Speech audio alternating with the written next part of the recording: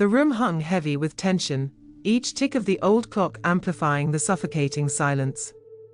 Across from me sat Benjamin, my husband of 3 decades, his gaze fixated on the flickering TV screen, oblivious to my presence as usual.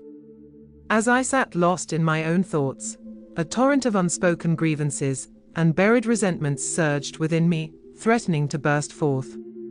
"Did you finish moving?" Benjamin's voice shattered the stillness, laced with its customary condescension. I didn't meet his gaze as I uttered the words that had been building within me for far too long. "I'm leaving, Benjamin," I declared, my voice steady despite the storm raging inside. His scoff cut through the air like a knife. "Oh, really? And where will you go, Sophia?" "You can't survive without me," he retorted, his words laced with arrogance and disbelief. Though his words wounded me, they only fueled the fire of determination burning within me. It was time to break free from the shackles of his dominance and his mother's relentless interference. It was time to seize control of my own destiny. "I'll manage," I asserted, rising to my feet. Despite the uncertainty that loomed on the horizon, a sense of empowerment surged through me, propelling me forward. In that moment, I knew with unwavering certainty that I was making the right decision. As if on cue, Benjamin's mother swept into the room, her arrival casting a shadow over my newfound resolve. Her eyes narrowed as they landed on my packed bags, her sneer dripping with disdain. "Running away, are we?" she taunted, her words a cruel reminder of the doubts that had plagued me for far too long. But this time, I refused to be swayed by her manipulation. Ignoring her barbs, I seized my bags and marched towards the door, every step a declaration of independence. Benjamin's voice followed me, a last-ditch effort to undermine my resolve. "You'll be back. You need us," he called out, but his words fell on deaf ears. With each passing moment, I felt the weight of years of oppression and subjugation lift from my shoulders, replaced by a newfound sense of liberation. As I stepped out into the unknown, I embraced the uncertainty that lay ahead, knowing that I was finally taking control of my own destiny. As I stepped out of the house, I felt a sense of liberation. The cool evening breeze felt like a balm to my suffocated soul. I didn't know where I was going, but for the first time in years, I felt a glimmer of hope. For 30 years, I had played the dutiful wife to Benjamin, a man who saw me more as a convenience than a partner. Our son, Daniel, was the only light in my life, but even he couldn't fill the growing void in my heart. Benjamin's mother, with her constant criticisms and manipulations, only added to the toxicity of our home. I found a small apartment, modest but peaceful. It was my sanctuary, a place where I could breathe and think without judgment. In the following days, I ignored the barrage of calls and messages from Benjamin and his mother. They fluctuated between pleading and threats, but I was done listening. My co-workers at the library, where I had worked part-time for years, were supportive. They had seen the changes in me, the gradual loss of my spirit. Now, they witnessed my rebirth. One evening, as I was settling into my new routine, my phone rang. It was Daniel. "Mom, are you okay?" His voice was laced with concern. "I am, Daniel. Better than I've been in years," I replied, my voice steady. "I am proud of you, Mom. Dad and Grandma, they're not taking it well. Dad's been drinking, and Grandma won't stop talking about how you've abandoned them." A pang of guilt hit me, but I pushed it away. "They'll manage, Daniel. They need to learn to respect others." Daniel was silent for a moment. "I'm glad you're finally thinking about yourself, Mom. Let me know if you need anything." As I hung up the phone, I realized this was just the beginning.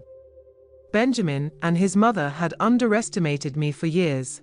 It was time to show them that I was no longer the woman they thought they could control.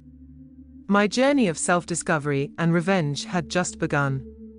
In my small apartment, surrounded by the few belongings I had taken with me, I reflected on the past 30 years with Benjamin. Our marriage, once filled with promise, had slowly disintegrated into a shadow of what it could have been. It all started blissfully. Benjamin was charming and attentive, and we were young and full of dreams.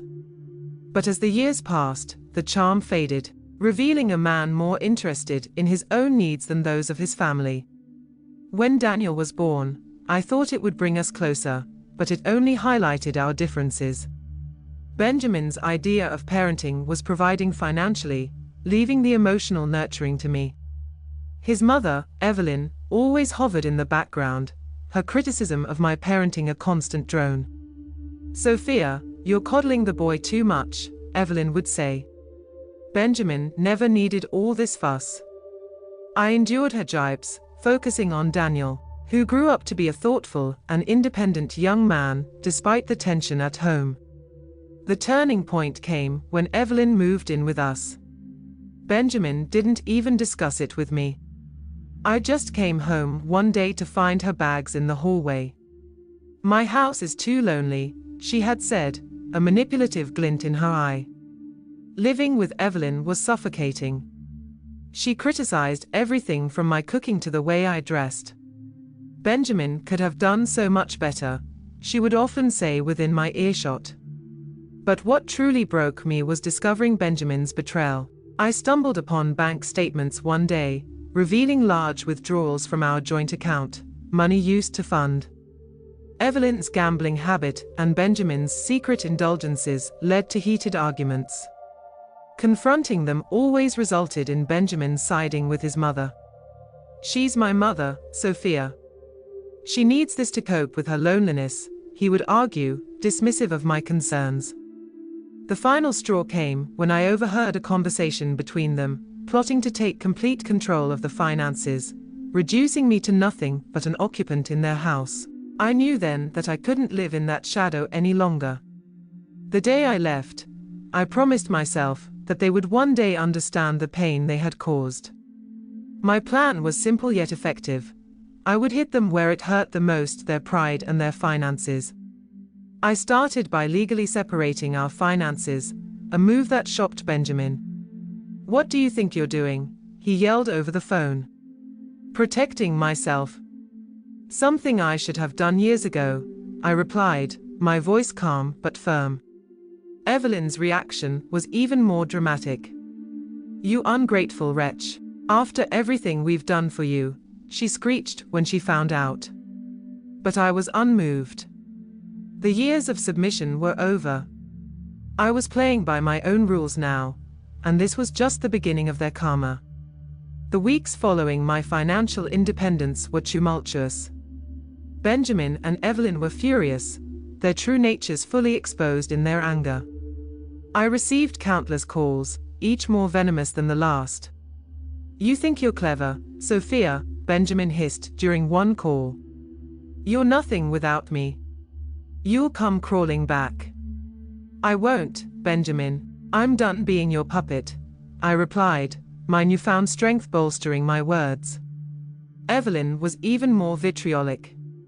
"You'll regret this, Sophia. You've ruined our family." "There was no family to ruin, Evelyn." "It was an illusion," I shot back. Despite their threats, I felt liberated. The fear that once controlled me had evaporated, replaced by a resolute desire for justice. It was time for them to face the consequences of their actions. I started by reaching out to old friends and acquaintances, sharing my story. The truth about Benjamin and Evelyn's manipulations and financial deceit quickly spread, tarnishing their reputations. Benjamin, who prided himself on his social standing, was appalled. "How could you do this to me?" he demanded during a rare face-to-face encounter. "You did this to yourself," I replied calmly. "I'm just shedding light on it." Evelyn, faced with the community's judgment, was equally distraught. "You've turned everyone against us.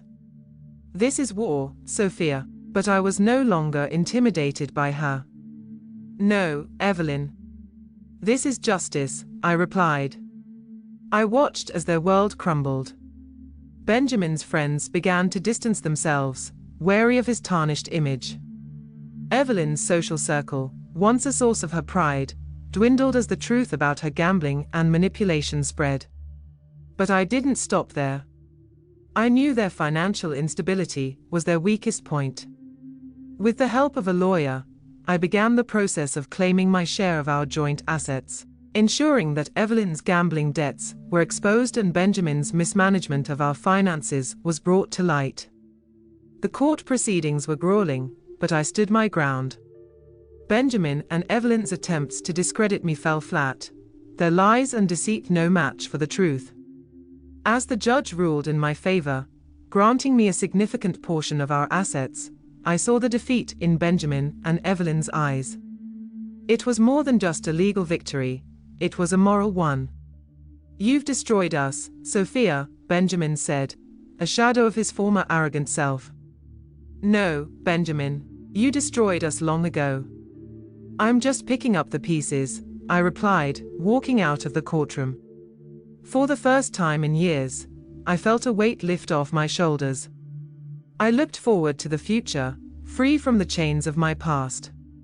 Benjamin and Evelyn's downfall was the first step in my journey of reclaiming my life, and I was ready for whatever came next. The aftermath of the court ruling was a whirlwind. With my rightful share of the assets, I began building a life free from Benjamin and Evelyn's shadow. Their reactions, however, were a mixture of disbelief and fury. "You can't do this to us, Sophia," Benjamin exclaimed over the phone one evening, his voice laced with desperation. "I've done nothing but take back what's mine," I replied firmly. "You should have thought about the consequences before you betrayed me." Evelyn's response was more underhanded. She tried to rally family members against me, painting herself as a victim. But her attempts were futile. "Sophia, you're tearing this family apart," she accused during a chance encounter at the grocery store. "This family was broken long before I left," I countered, not giving her the satisfaction of seeing me upset. I relished the freedom of living on my own terms. I changed my phone number, cutting off their direct line of harassment. I also started volunteering at a local shelter, finding solace in helping others who had faced similar struggles. But my quest for justice wasn't over. I learned that Evelyn was planning to contest the court's decision, still clinging to the hope of reclaiming the money for her gambling habits. "You won't get away with this, Sophia. I'll make sure of it," she threatened in a message relayed through a relative. In response, I fortified my legal defenses, prepared to counter any move she made. I was no longer the woman who shied away from confrontation. I was a fighter, standing up for what was rightfully mine. Benjamin, meanwhile, was crumbling under the pressure. His once pristine image was now tarnished, and his career suffered as a result. The friends and connections he valued so much were now distancing themselves, unwilling to associate with a man caught in scandal. "You've ruined me, Sophia," he lamented during a rare moment of reflection. "You ruined yourself, Benjamin." "I just exposed the truth," I replied. As the weeks turned into months, I watched as their once secure the world disintegrated as Evelyn's attempt to contest the court's decision failed miserably, leaving her financially and socially bankrupt. Benjamin's career continued its downward spiral, and his reputation was irreparably damaged. But despite their downfall, I felt no joy in their suffering. It was a necessary step in my journey, but it was not the end. I had reclaimed my independence and my dignity, but I was still healing from years of neglect and emotional abuse. As I continued to rebuild my life, I focused on finding peace and happiness within myself. I had emerged from the shadows of my past stronger and more resilient. My story was not one of revenge, but of emancipation, a testament to the strength of the human spirit in the face of adversity. Several months had passed since the court's decision, and the ripples of my actions were still felt. Benjamin and Evelyn, now estranged from most of their acquaintances, were living a shadow of their former lives. One day, I received an unexpected visit from Daniel. He looked troubled, his usually bright eyes clouded with concern. "Mom, I just came from seeing Dad and Grandma," he began, his voice heavy. "They are not doing well." I offered him a seat and a warm cup of tea. "Tell me what happened, Daniel," I said. He sighed deeply before continuing. "Dad's been let go from his job, his drinking, it's gotten worse. And Grandma, she's lost everything to gambling. They are selling the house." I listened, my heart aching for Daniel. Despite everything, they were still his family. "Mom, did we go too far?" he asked, his voice barely above a whisper. "Daniel, we stood up for what's right. They made their choices," I replied, my voice tinged with sadness. The news of their misfortune didn't bring me joy. Instead, it was a somber reminder of the consequences of a life lived without integrity and respect. The following weeks were filled with whispers and rumors. Benjamin and Evelyn's house, once a symbol of their success, was now on the Benjamin. Their fall from grace was complete. I heard from a mutual acquaintance that Benjamin had tried to find work, but his reputation preceded him. Evelyn, meanwhile, had become a pariah in her social circles.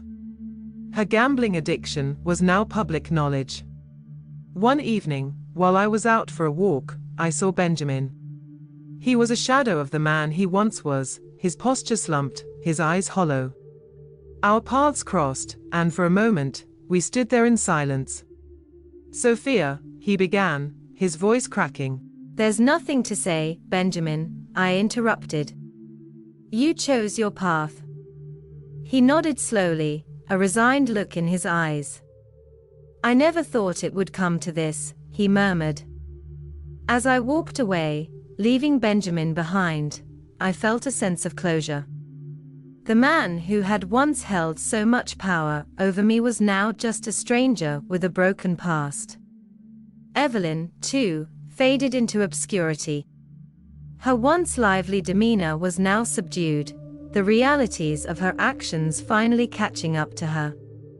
As the chapter of Benjamin and Evelyn closed, I realized that my journey was about more than revenge. It was about reclaiming my life and finding peace. I had stood up to my oppressors not for vengeance, but for justice and self-respect. The experience had taught me the power of resilience and the importance of standing up for oneself. As I continued to build my new life, I did so with newfound strength and a heart ready to embrace the future. Months turned into a year since the upheaval of my life began.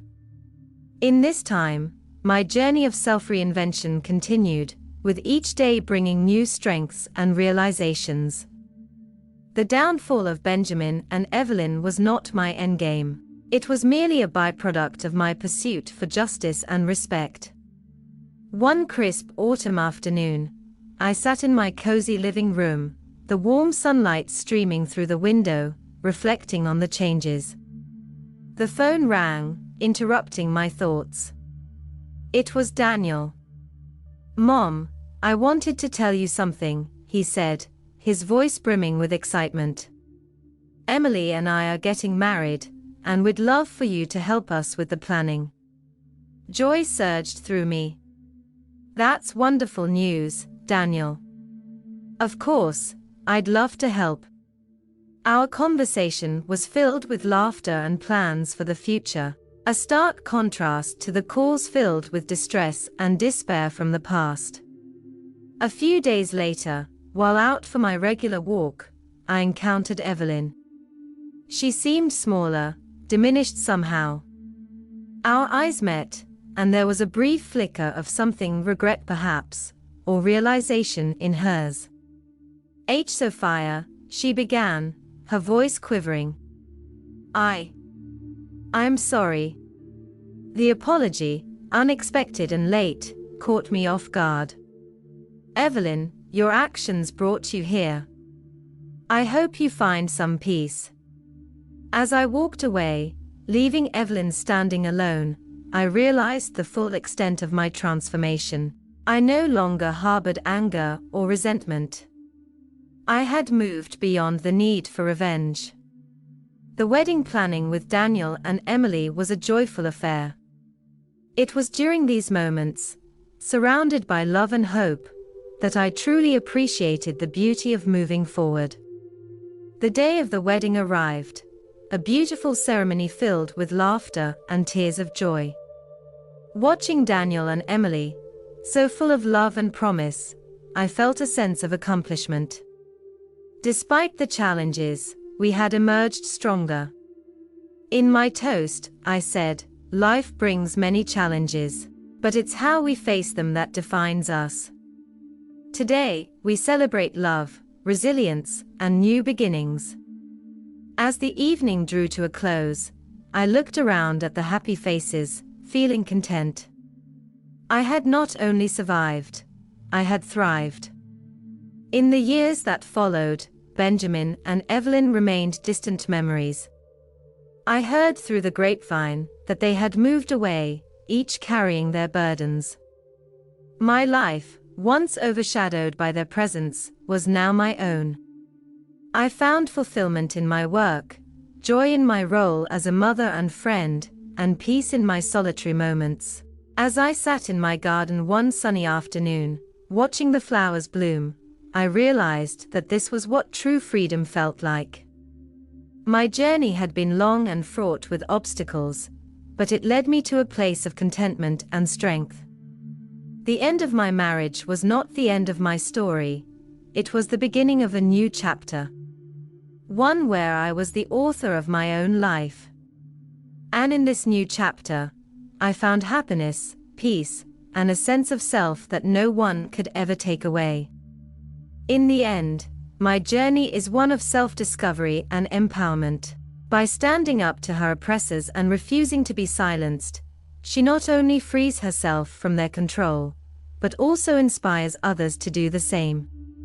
As she looks towards the future with hope and optimism, I prove that resilience and determination can overcome even the most formidable challenges. With her newfound freedom, I embrace the next chapter of her life, knowing that she is the author of her own destiny. Thanks for watching, and make sure to subscribe for more stories.